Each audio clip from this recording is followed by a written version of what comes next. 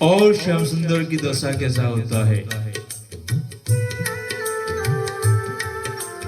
अद्भुत अनंग की झलक, उठत तरंग सुभाय।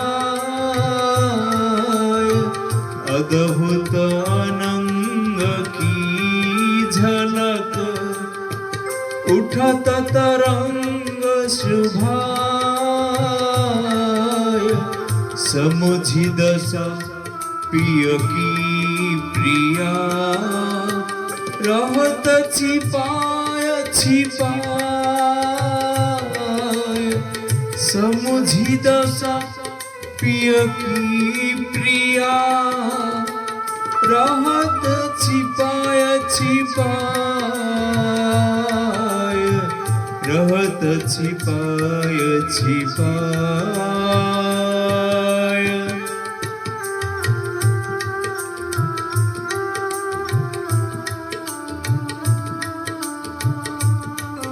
श्री प्रिया के अंगों की अद्भुत झलक में सहज रूप से तरंगे उठती रहती है।